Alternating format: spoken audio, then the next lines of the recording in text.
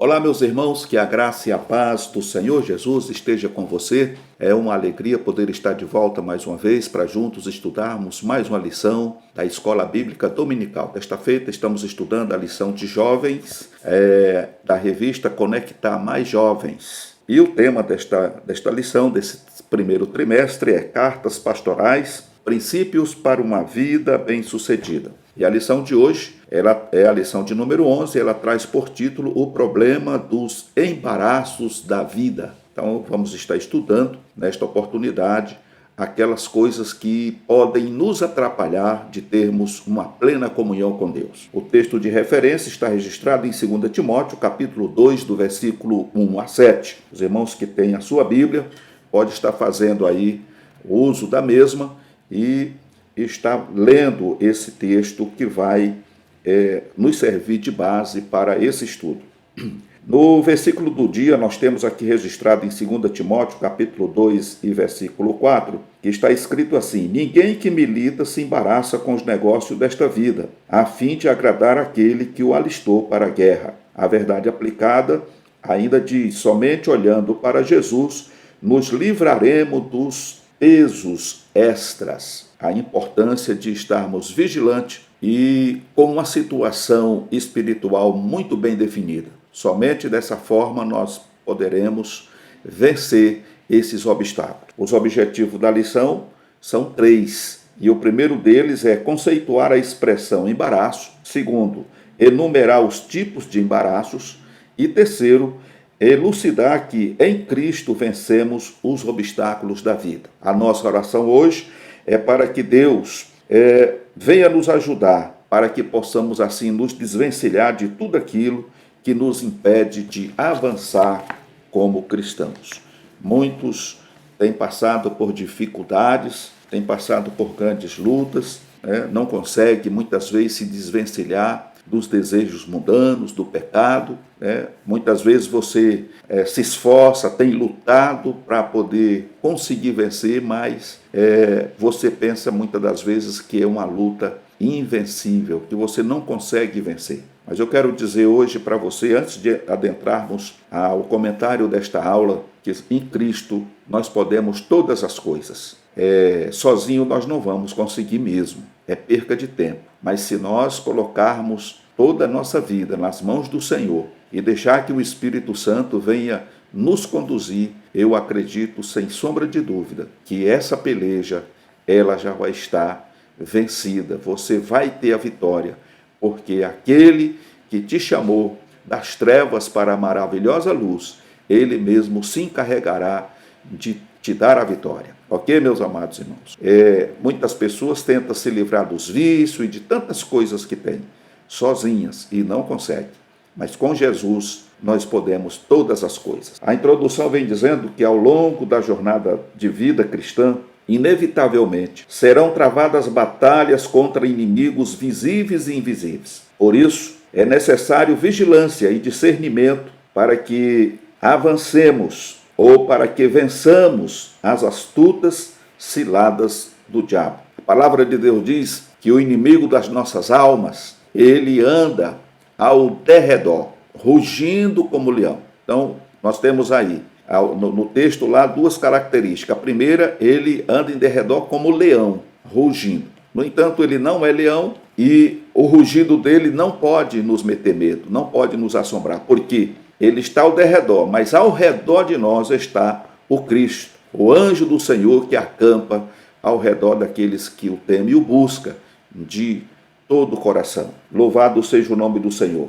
O ponto-chave desta lição de hoje é: a atenção do cristão deve ser constante. Vigilância. Esse é o principal ponto, ou seria o principal foco de todo cristão.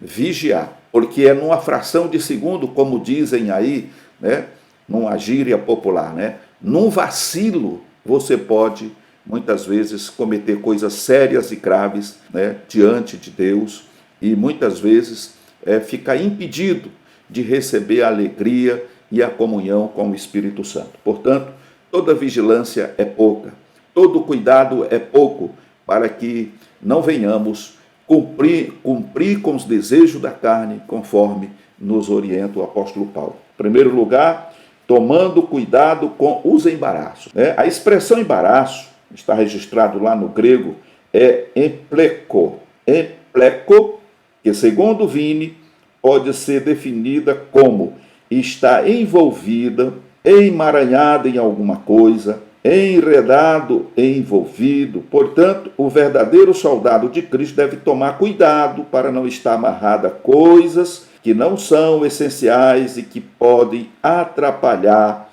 o embate cristão.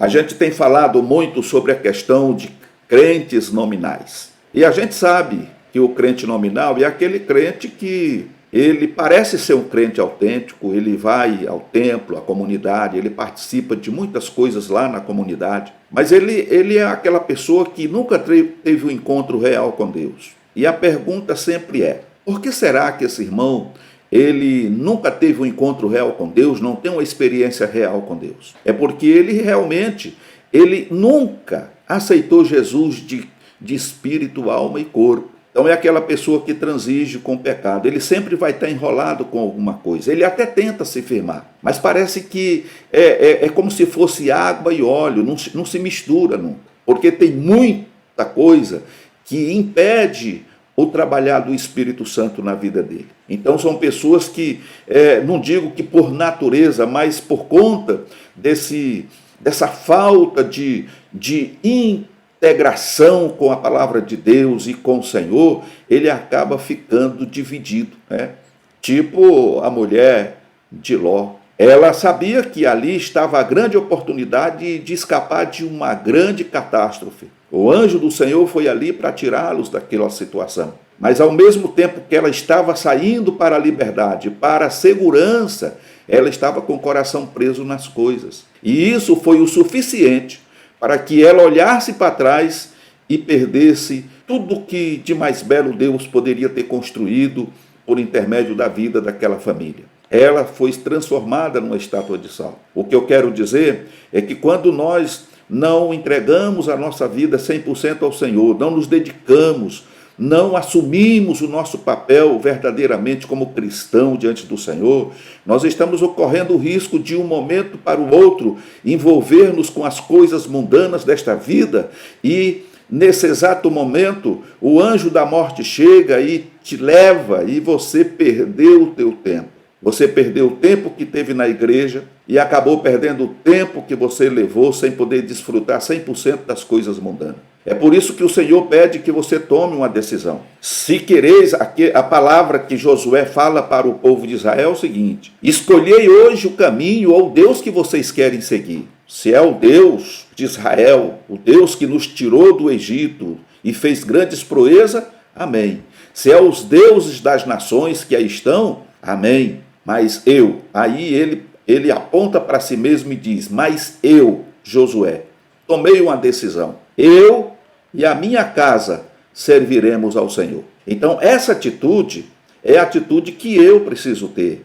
É a atitude que você precisa ter, que nós precisamos ter. É saber aonde estamos e aonde queremos chegar. Sair do vale da indecisão. Descer de cima do muro para um lado que melhor me convier, te convier. É a direita ou a esquerda? É o mundo ou a salvação? Você que decide. Agora, ficar querendo agradar a Deus e ao mundo ao mesmo tempo, você vai viver uma vida de embaraço, de tropeço. Você vai estar trazendo prejuízo para a comunidade, para a igreja do Senhor, porque a igreja do Senhor é santa. E Deus não aceita o pecado. Deus ama o pecador, mas abomina o pecado. Então é sobre esse assunto que nós vamos estar falando com a ajuda do Espírito Santo nesta oportunidade. É por isso que precisamos vigiar em todo o tempo. Ser vigilante. E não somente vigiar, mas orar. Jesus diz: orai e vigiai. Porque, na verdade, o espírito está pronto, mas a carne é fraca. E esse é o problema. É a carne. É por isso que nós temos que ter vigilância redobrada para podermos ficar firme na presença do Senhor. O primeiro ponto diz aqui que nós precisamos fugir dos desejos da mocidade. E aqui fala com os jovens, mas também não somente com jovens, com todas as pessoas, Com todas as pessoas, independente da idade. Diz aqui, Paulo escrevendo a Timóteo diz: ele foi alertado pelo apóstolo Paulo a fugir dos desejos da mocidade, conforme está registrado em 2 Timóteo, capítulo 2, verso 22. A expressão desejo da mocidade diz respeito aos aspectos lícitos e ilícitos. Em nossa lida espiritual, é preciso tomar cuidado com a sexualidade, pois, caso contrário, ela nos destruirá e ainda causará escândalo ao Evangelho de Cristo. Somente nos fortificando em Cristo Jesus é que seremos capazes de vencer o mundo com suas paixões e concupiscência. A Bíblia nos recomenda andar em espírito e a não satisfazer as concupiscências da carne, conforme registra Gálatas capítulo 5, verso 16. Aqui, quando o comentarista ele coloca a questão da sexualidade, não é que a sexualidade seja, né, o pecado mais hediondo de toda a vida espiritual de um cristão. Existem pecados que também são hediondos e, por fim, nós precisamos evitá-los. Quando a gente fala, por exemplo, sexualidade, nós podemos estar citando os jogos, os vícios, que envolve todas as suas formas, né? Drogas, bebida alcoólica, enfim, né? E muitas outras coisas, a corrupção passiva e ativa, né? Se deixar corromper, mentir, enganar, tudo isso, irmãos, são pecados que, se a pessoa não vigiar, ele vai ser jogado para fora, ou ele vai ser deixado para trás na volta do Senhor Jesus. Logicamente que a sexualidade é um dos pecados capitais que talvez de maior referência, principalmente nos dias em que vivemos. Nós estamos vivendo numa época em que namoro é ficar. Então, a moça quer conhecer o moço quer conhecer a moça, eles ficam. E esse ficar envolve a sexualidade. Então, hoje, um jovem, um moço ou uma moça casarem-se virgem, isso é tabu. Isso é coisa de 1900 antigamente. Então, a moça fica com a maior quantidade de jovens que ela puder, de jovens, né, de moços, ver qual é o melhor. E assim, é a mesma coisa com os moços, fica com a maior quantidade de moços, inclusive existe aí, né, aquele rótulo de fulano é pegador. Então, isso é pecado. Isso não é um conceito cristão, não é um conceito bíblico que nós devemos aceitar. Então, é por isso que Paulo aconselhava Timóteo. Timóteo era um jovem, mas isso também não quer dizer que esteja falando com nós que já nos casamos, que somos pai de filhos, né? Porque esse pecado, ele não cerca ou ele não persegue apenas os jovens. Ele persegue a todo ser humano, tanto homem como mulher, tanto novo como velho, né? Então é preciso ter cuidado com isso. E fora isso, existem os outros pecados que também não têm menor valor, porque para Deus não existe pecadinho ou pecadão. Pecado é pecado para Deus. Qualquer pecado é pecado e passível de punição. Ok? Então vemos ainda aqui que quando o apóstolo Paulo diz que nós devemos andar em espírito, é exatamente para não cumprir com os desejos da carne. Por quê? O espírito está pronto. Você quer agradar a Deus, mas você carrega em você um peso morto. Esse peso morto que eu me refiro é o corpo, são os desejos carnais, essa mente caída que nós ainda temos, porque ainda não passamos por esse processo de transformação. A palavra de Deus diz que nós temos que ter a mente de Cristo, e isso é verdade, está escrito, mas não é fácil nós termos a mente de Cristo, pensar como Cristo, andar como Cristo, falar como Cristo, a gente está lutando. É a mesma coisa da santificação, né? Tem pessoas que acham que você aceita Jesus de manhã e de tarde já é santo. E para muitas pessoas o que importa é a parte exterior, ou seja, o físico da pessoa. Então eu tenho que deixar o meu cabelo ter 3 metros de comprimento, né? No caso das mulheres, tem que usar vestido varrendo o chão, uma blusa que tenha manga longa, né? Ou prender o cabelo, não usar nenhum tipo de pintura, não fazer sobrancelha, enfim, um monte de coisas, né?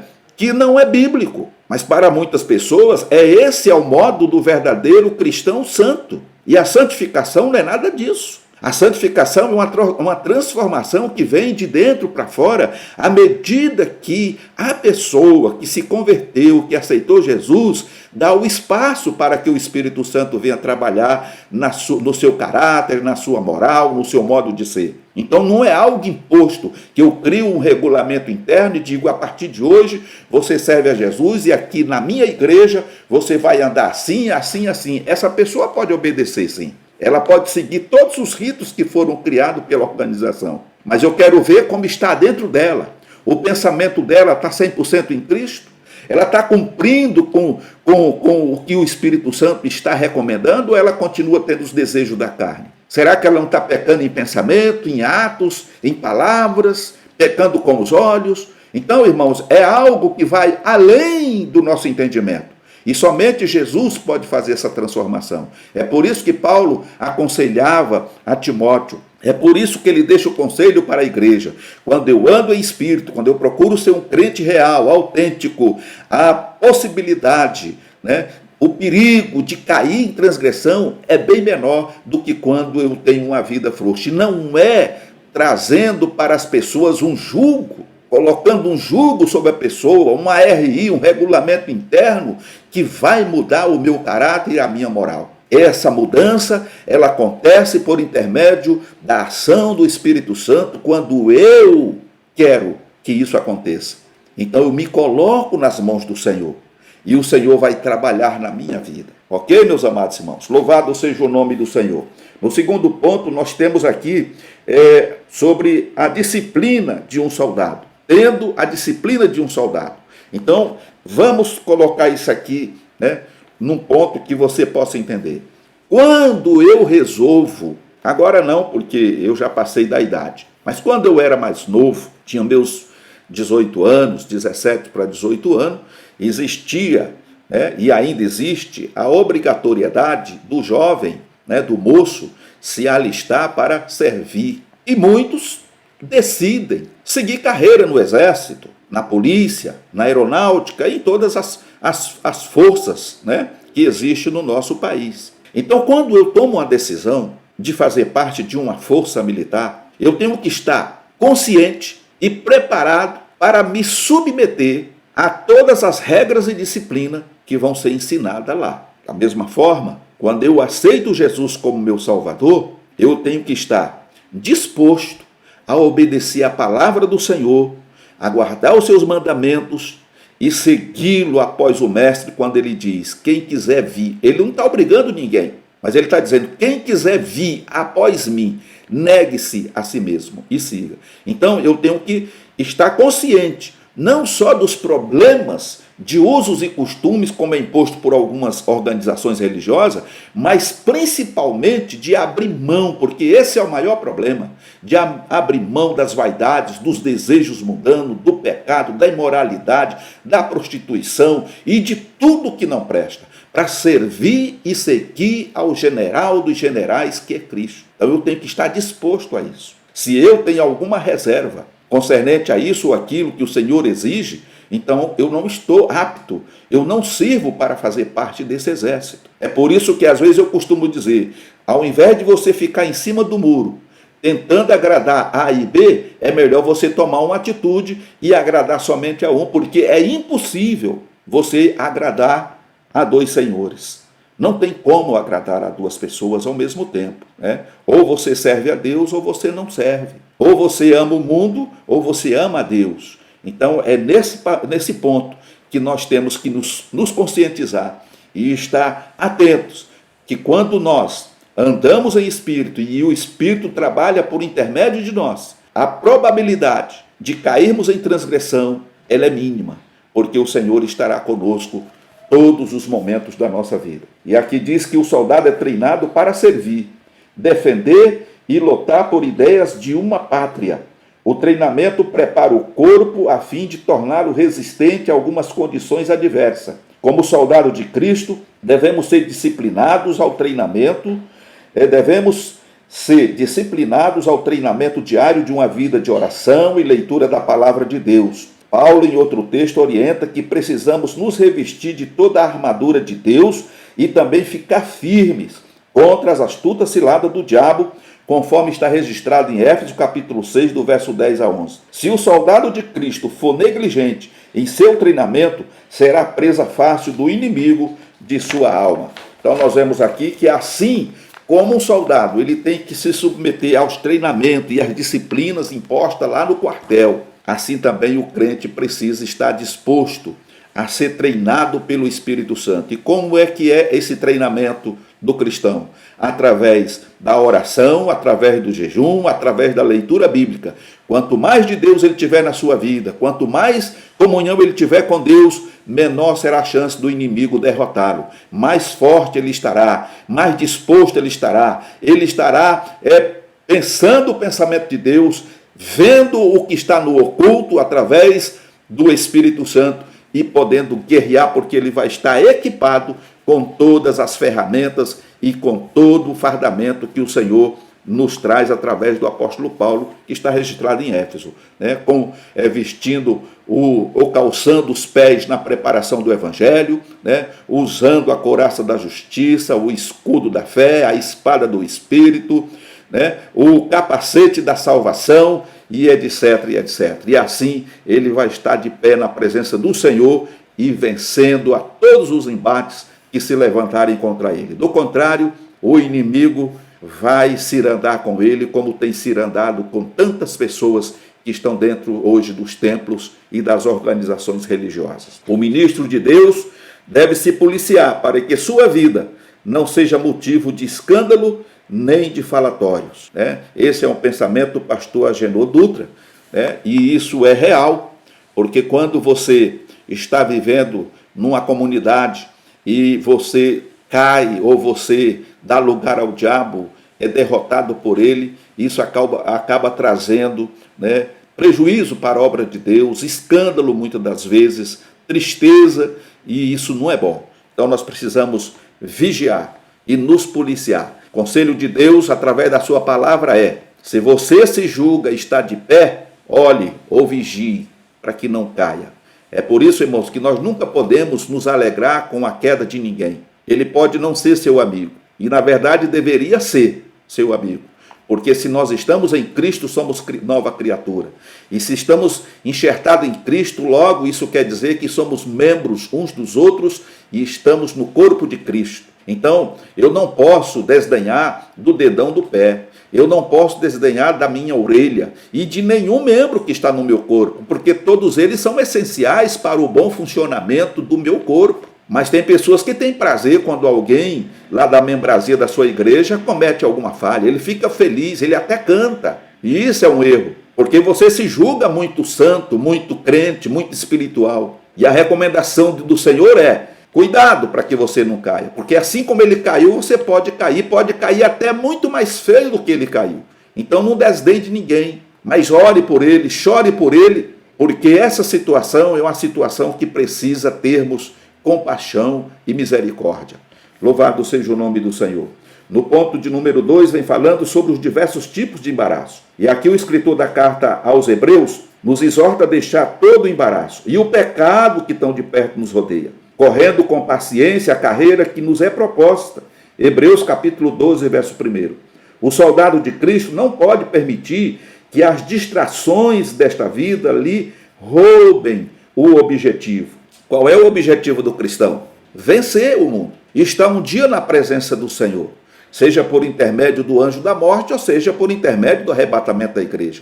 Nós não estamos passando aqui de graça, irmão. Nós não estamos aqui fazendo hora extra, não estamos aqui numa colônia de férias, nós estamos aqui como peregrinos, evangelizando, levando a palavra de Deus às pessoas que não conhecem o Senhor Jesus, mas estamos caminhando, marchando para a nova Canaã. E o nosso encontro, o nosso final, o nosso porto seguro é lá. Lá é a nossa casa. Paulo diz que nós precisamos pensar mais nas coisas que são do alto, visualizar aquela morada santa e eterna que temos lá, né? Parar de nos preocupar com as coisas daqui de baixo, porque a nossa cidade não está aqui, a nossa morada não é aqui. A nossa cidade está no céu, onde o Senhor Jesus preparou, e nós estamos caminhando para lá, estamos passando um tempo aqui, trabalhando para o Senhor, mas em breve estaremos retornando para casa, lá é o nosso verdadeiro lar. Então, quando a gente se envolve com as coisas desta vida, nós estamos perdendo o alvo, estamos perdendo, ou deixando de lado os objetivos pelo qual nós fomos deixados aqui pelo Senhor e fomos chamados pelo Senhor. Ninguém foi chamado de graça. O Senhor nos chamou para que nós dessemos fruto e que o nosso fruto permanecesse. Então você não está aqui, numa colônia de férias, não. Você tem que continuar andando para frente. Você tem que continuar avançando, pedindo graça ao Senhor, misericórdia, te fortalecendo em Deus através da oração. A oração é a chave que abre as portas do poder e da autoridade para você vencer os embates. A palavra de Deus é o alimento que te sustenta espiritualmente. Também é a água que sacia a tua sede espiritual. O jejum quebranta o teu coração e te consagra mais e mais diante do Senhor. É isso que nós precisamos. São esses ingredientes que não podem faltar em nossa vida. E assim a gente vai vencendo em nome do Senhor Jesus. O primeiro ponto vem falando dos embaraços da área financeira. Preste atenção que os cristãos precisam tomar cuidado com a questão financeira. A sociedade, que é consumista e materialista, influencia a todos, a ponto de nos tornar dominados muitas vezes e levados pelo desejo de possuir mesmo sem necessidade. Paulo ensina a Timóteo que ele deve fugir do amor ao dinheiro e da tentação das riquezas, conforme está registrado em 1 Timóteo capítulo 6, do versículo 6 a 11. Infelizmente, há cristãos dominados pela ganância e pela cobiça, seduzidos e emaranhados por Mamon, Deus do dinheiro. O dinheiro pode ser uma bênção de Deus, mas se não for bem administrado, poderá nos destruir. Que o Senhor tenha misericórdia de nós. Quantas pessoas avarentas, dentro da igreja, egoístas, não se preocupa com ninguém. A gente não vai nem aqui falar ou tratar da questão do amor, da empatia, que precisaríamos ter uns pelos outros, principalmente pelos necessitados. As pessoas olham de cima do ombro para as pessoas humildes, muitas vezes procuram sentar bem longe delas, porque parece que elas têm uma nódia, uma doença que é pegajosa. Então as pessoas sentam bem longe, aquelas pessoas que têm muito dinheiro, que acham que estão acima de tudo e de todos. Precisa ter cuidado, porque o dinheiro pode te levar para o inferno. Não coloca ele em lugar de Deus, não. Se Deus te deu riqueza, Deus te deu prosperidade financeira, te deu bens materiais, use-a como se não tivesse. Não deixa dominar a tua vida. E compartilha com o que tu tem com aqueles que não têm. Você vai estar fazendo grande coisa, porque você vai estar depositando, não na bolsa de valor, que uma hora sobe, outra hora cai, mas você vai estar depositando no reino dos céus, no banco celestial. E quando você chegar lá, você vai receber todos os dividendos com juros e correção monetária, porque Deus não fica devendo nada a ninguém. Está escrito que quem dá ao pobre, empresta a Deus. Então, quando você ajuda o necessitado, quando você ajuda um pobre, você está emprestando a Deus, e Deus não fica devendo nada para ninguém. Louvado seja o nome do Senhor. E é uma forma simples, e direta de você não manter o seu coração preso nas coisas materiais, porque quando você partir desta para outra vida, você não vai poder levar nada. Talvez você terá um funeral muito bonito, caro, talvez não vão medir esforços e dinheiro para comprar o melhor caixão, a melhor lápide, o melhor sepulcro, vai ser muito lindo, mas isso não adianta nada, porque você já partiu. E a carcaça, esse corpo que você vai deixar para trás, a terra vai comer, e ele não vai estar preocupado se vai ser jogado na água, no fogo, enterrado na terra, porque já era, irmão, acabou, viu? Acabou. Só no último dia, no dia da ressurreição, se você tiver passado para a eternidade com Cristo, no dia da ressurreição, na volta de Jesus, você vai ressuscitar e receber um corpo glorificado. Do contrário, nem ressuscitar você não vai nesse dia. Vai ter que aguardar o último dia para receber o teu corpo de volta, para passar no grande tribunal, e ali você vai ser condenado a uma separação eterna. É muito sério o que nós estamos falando aqui, mas infelizmente muita gente acha que o céu deles é aqui por conta de tudo que possui. Então eles menosprezam as pessoas, se julgam as mais importantes, os mais privilegiados, e não é não, meu irmão. Quando você morre, você fede do igual a um mendigo que hoje está na tua porta ou debaixo de uma ponte, né, pedindo um pão, catando muitas vezes as migalhas que estão nas latas de lixo, nos sacos de lixo, para poder matar a sua fome. Morrendo você ou ele, não há diferença, todos vão feder e o bicho vai comer. Portanto, tenha cuidado com a avareza, tenha cuidado com o egoísmo, use aquilo que Deus tem te dado em prol daqueles que são necessitados, e assim, como disse Jesus, você vai estar juntando um tesouro no céu. Louvado seja o nome do Senhor.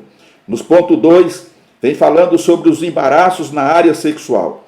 Os escândalos sexuais têm se tornado uma triste realidade nas igrejas e acontece tanto na vida de líderes como na de membros. O adultério, a fornicação e a pornografia têm arruinado famílias e ministério. O verdadeiro atleta de Cristo não recebe o prêmio se não andar segundo as regras, segundo Timóteo capítulo 2, verso 5. Pecados de cunho sexual precisam ser combatidos, pois podem nos levar à condenação eterna. Não é à toa que a recomendação paulina é fugir dos desejos da mocidade. Precisamos vigiar, orar, conhecer a palavra e manter os olhos fixos em Cristo, conforme registra o Salmo 25:15.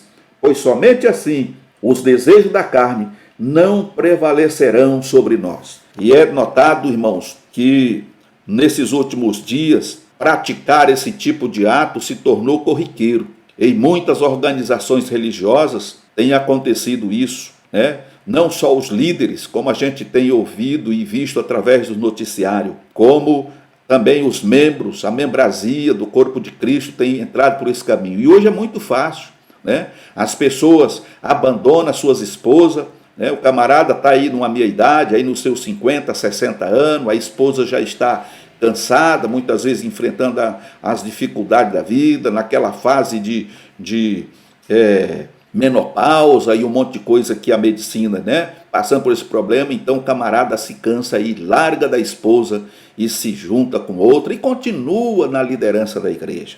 Por quê? Porque criaram uma lei que favorece isso. Biblicamente falando, irmão, só existe uma forma, só existe um meio pelo qual um homem deve abandonar a sua esposa ou a esposa abandonar o seu esposo. É por conta da prostituição. Fora disso, não tem nenhuma recomendação, nem do apóstolo Paulo e muito menos de Jesus. Quando se cita lá o Antigo Testamento que foi dado autorização, Moisés deu autorização para as pessoas da carta de divórcio, o Senhor Jesus deixou muito bem claro que aquilo foi permitido por conta da dureza do coração dos homens. Mas antes não foi assim, porque naquela época o camarada casava com uma moça e depois de algum tempo ele, por qualquer razão, ele enojava dela e aí abandonava. E aí, diante dessa situação, foi permitido dar carta de divórcio, mas o Senhor deixa muito bem claro que no princípio não foi assim. Então nós não podemos seguir o modelo que foi criado lá, ou o modelo do mundo. O mundo casa de manhã e descasa de tarde, é que nem trocar de roupa. Toda vez que você toma um banho, você troca de roupa. Você não fica com aquela roupa que você ficou o dia inteiro, ou que você saiu para a cidade. Principalmente agora, nessa época aí de pandemia, muitas pessoas fazem isso, eu inclusive faço. Toda vez que eu vou para a cidade resolver algum problema, chegando, eu tiro toda aquela roupa para lavar, tomo banho e visto uma outra roupa limpa. Então, casamento para muitos se tornou isso. Abandona a esposa e se junta com outra, casa com outra e continua. E o pior de tudo, continua em cima do altar ministrando a palavra de Deus. Também é errado. Isso não é bíblico. E com certeza Deus vai derrubar muita gente, que estão hoje pendurados nessa situação. Porque nós não podemos deixar a moça, ou a nossa esposa da mocidade. Aquela jovem que um dia nós namoramos, nos apaixonamos e casamos e fizemos uma confissão diante do Senhor e das testemunhas de que seríamos fiel uma ao outro até, presta atenção, até que a morte nos separe. É a única condição de podermos termos um outro relacionamento. É através da viuvez. Se a mulher ficar viúva e ela achar por bem se casar, ela tem toda a liberdade. Da mesma forma é o homem. Do contrário, irmão, é brincar de ser crente, é brincar de ser pastor, e Deus não aceita isso. Infelizmente, nós temos muitos homens homens, porque agora não dá para dizer se são verdadeiramente homens de Deus, eu coloco as aspas, homens, dito homens de Deus, que estão vivendo essa situação. Abandonaram a sua família, abandonaram as suas esposas no momento que elas mais necessitavam da compreensão e da ajuda, e se casaram com outra, né? E estão ainda na liderança da igreja. Antigamente, quando eu era muito moço, jovem ainda, na minha pré-adolescência, existia esses casos. Mas o camarada que estava no ministério e entrava por esse caminho, mesmo se prostituindo, né? Mesmo que a esposa perdoasse, porque existe aí a questão do amor, né? E ela entendeu a fraqueza, a falha do marido, ou o marido entendeu a fraqueza e a falha da esposa, e ama o suficiente para não abandoná-la. Mesmo assim, o ministério colocava ele no banco. Ele perdia o ministério o qual ele foi chamado por Deus para fazer. Ele não tinha mais referência, ele não tinha mais moral para ensinar as outras pessoas. Então é muito sério isso aí. Mas isso virou brincadeira, né? E o homem vai emendando uma coisa com a outra e vai trazendo aquilo que ele acha que é justo, que é simples, até porque para muitos a palavra de Deus é um livro retrógrado, é um livro ultrapassado, mas eu quero dizer, meu querido, que a palavra de Deus ela é fiel. A palavra de Deus ela é ainda a palavra de Deus, a inerrante. Ela é a palavra de Deus. Pode-se passar os milênios, enquanto Jesus não voltar, ela continua sendo a carta magna de Deus para aqueles que querem viver de acordo com a vontade de Deus. Louvado seja o nome do Senhor Jesus. No terceiro e último tópico, nós vamos estar vendo sobre a questão de nos fortificar em Cristo Jesus. Em nossa trajetória cristã, temos um general que nos conduz à disciplina e à vitória. Somente mantendo nossa comunhão com Cristo é que seremos capazes de vencer o diabo, a nossa carne e a sedução do mundo. Então, é só em Jesus, nos fortificando em Cristo, é que nós teremos condição de nos manter nessa comunhão com Cristo e sermos capazes de vencer o diabo, a nossa carne e a sedução do mundo. E como disse a princípio, isso acontece mediante a oração, o jejum e a leitura sistemática da palavra de Deus. Sem esses ingredientes, irmão, você pode fazer muita coisa, mas nunca vai obter a vitória completa. Você vai ser um crente, como Paulo diz, aquele crente que tine como sino, mas não tem assim um significado, a melodia, né? Ou é aquele crente que eu costumo dizer, aquele crente vazio, entra no templo, né, como lata vazia e sai batendo lata, porque não absorve nada, porque é uma lata furada, entra em cima e cai embaixo, não retém nada. Mas se você começar a praticar a oração, a leitura bíblica, o jejum, você vai conseguir ter força para vencer, inclusive, esse pecado que ainda te domina. A pornografia, a tecnologia, ela tem nos trazido muitas coisas boas, mas ela também, assim como ela é uma ferramenta útil para muita coisa boa, ela também é uma ferramenta útil para a destruição daqueles que não vigiam. Então precisamos ter cuidado com a pornografia e com todas as coisas que estão ao nosso redor. Nós temos mais coisas negativas ao nosso entorno do que coisas positivas. Positivo mesmo é estar na comunhão com o Senhor, né? E meditando na palavra do Senhor dia e noite, né? Meditando, vigiando e observando os mandamentos e a palavra de Deus. No primeiro ponto ainda diz que devemos estar agradando ao Senhor, a quem nos alistou para a batalha. Quem nos alistou? Foi Cristo. O texto da segunda missiva a Timóteo deixa nítido que o nosso objetivo é renunciar e lutar com todo empenho e vigor para agradar aquele que nos alistou para a batalha. Deus nos chamou e investiu tempo em nossos treinamentos, pois sabe do nosso potencial. Portanto, como retribuição, vivamos uma vida de renúncia, objetivando mostrar que valeu a pena a nossa escolha. A Bíblia deixa claro que foi o Senhor quem nos escolheu e nos nomeou para frutificar, conforme está registrado em João 15, verso 16. Um soldado é treinado para lutar por um ideal, assim como o atleta que submete seu corpo a um treinamento para representar seu time e seu país. Em nossa luta, representamos o reino de Deus. Então, assim como um atleta, ele entra numa dieta, muitas vezes dura, num treinamento duro, horas e horas a fios por dia, por semana, por mês, para quando chegar o dia da competição ele está à altura de poder representar o time ou o país e vencer. Assim também deve ser o cristão nessa caminhada em direção ao céu. Nós devemos estar passando por essa disciplina e por esse treinamento através do jejum, através da oração, através da leitura sistemática da palavra de Deus, porque somente dessa forma, como disse Paulo, nós não cumpriremos o desejo da carne. Andaremos no Espírito ou em Espírito, e o inimigo não terá força sobre as nossas vidas para nos induzir ao pecado. Louvado seja o nome do Senhor. Segundo e terceiro lugar, olhando para o alvo. Esse é um ponto importantíssimo. Olhando para Jesus, autor e consumador da nossa fé. Paulo disse que seu alvo era Cristo, conforme está registrado em Filipenses capítulo 3, verso 14. O escritor aos Hebreus diz que em nossa carreira necessitamos olhar para Jesus, que é o autor e consumador da nossa fé, conforme está registrado em Hebreus capítulo 12, verso de 1 a 2. Se não tivermos um foco na vida, ficaremos à deriva e às palpadelas. Nosso foco deve ser Cristo e não podemos permitir que distrações da visão periférica roubem nossa atenção e consumam a nossa energia.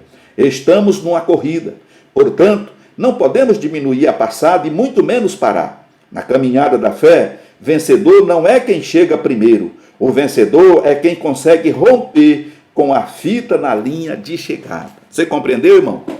Correr e cansar e ficar pelo meio do caminho não resolve. Você tem que romper aquela fita. O vencedor é aquele que chega lá e arrebenta a fita. Então, nós estamos nessa corrida e não podemos nos deter olhando coisas que estão aqui na lateral direita ou na esquerda, ou em cima ou embaixo. Nós temos que continuar focado no nosso alvo para que nós possamos chegar bem e dar o brado da vitória.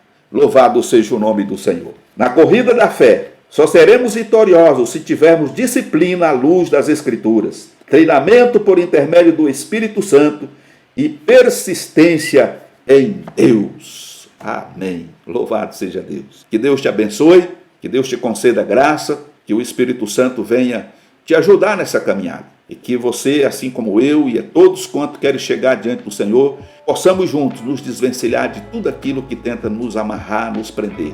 E nós precisamos, irmãos, da ajuda do Espírito Santo. Mas para isso nós precisamos colocar nossa vida no altar de Deus.